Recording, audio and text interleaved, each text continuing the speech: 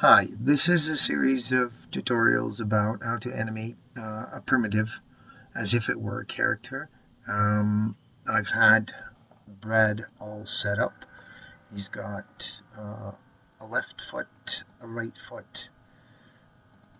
The whole top is a separate selection, and the left hand and the right hand. And I've prepared this all before, done it all before in a different tutorial. Uh, Gave it its own shader, its own material, and the freeform deformation, I've renamed it to BF. It's not best friend, it's Brad FFD object. And he's actually gonna be playing out this scene with a copy of himself. And I'm just gonna move that copy over. And of course, now they're not facing each other, so I have to turn this around. Use the shift key while you're turning to do it in steps of 10 degrees. And this is going to be Jodina. What else? So rename this JF. And let's see now. Jodina is going to be pink. So I'm going to overwrite the shader with the pink shader. Okay, now Jelena is mad at Brett. I don't know what is going on, but she's mad, and she's gonna slap him in the face. He's gonna teeter over, and then the scene is gonna evolve into something else. I don't know yet. Let's first animate Jelena. I got it set on auto keyframing, and I've got it set on point level animation. This means that if I change anything on point level, in this case, it will be automatically keyframed. Now, I don't want to necessarily do that for frame 1. I already have a frame set on 0, which we can't see because I limited the timeline. But I know I'd like to start with a perfect cube. So I'm just going to give it a regular keyframe. And then I'm going to move it up and see what we're going to do. Let's first take the top, and we got the rotate tool. We're in point mode automatically, and we're going to roll Angelina around a bit and move her back, and then move out her hand, of course. It's going to move it out like this. Let's see what we're doing. And turn it over a little bit like that. She's about to strike. So we got this now. She's moving back. And then let's see what we're going to do. We're going to take this whole top and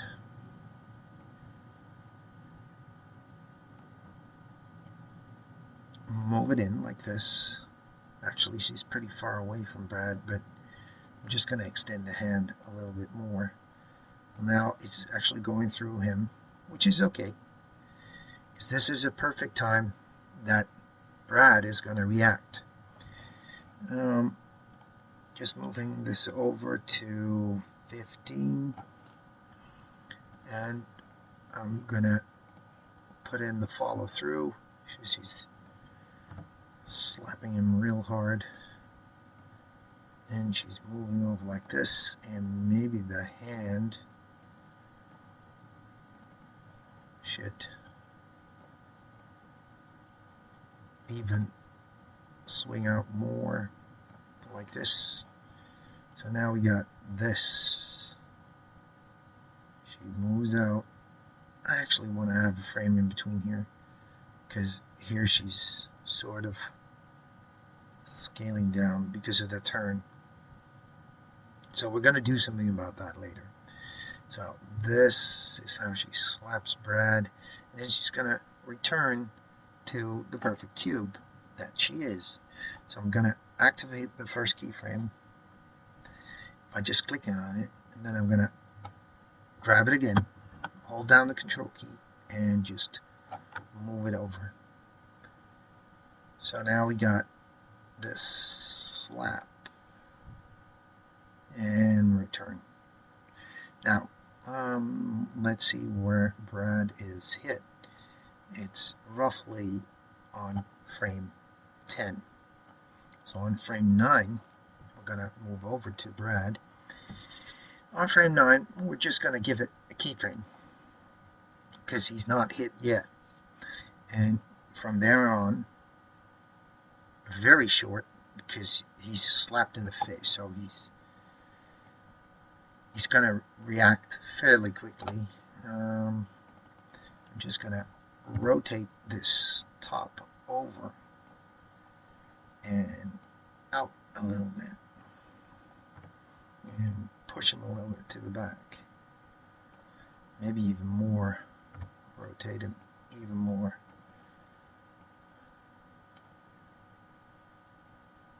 This looks okay.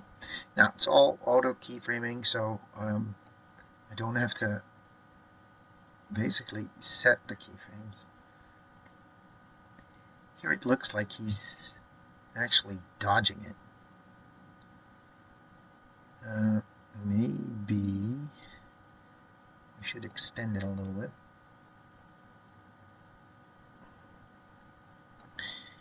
Let's see. It's kind of tricky when you got these two characters. And yeah, just bend him back to 20. So here we go. Whack. He falls over and returns. Now, it might be funny if we just let him wobble a little bit. So on this keyframe, or this frame 22, I'm just going to pop him over like this and just push him a little bit like this, and 3 frames or so back, I'm just going to rotate him like so, and then I can actually just copying keyframes, and I'm just going to go over here, and this is a frame somewhere in between, but I can make a keyframe there and just move it so that it becomes a keyframe. And now it looks kind of mechanic, but you can catch the drift. Let's make this a shorter timeline, 70, and let's play it back. The wobble isn't great. It's very artificial, it's very mechanical, so you need to work on that.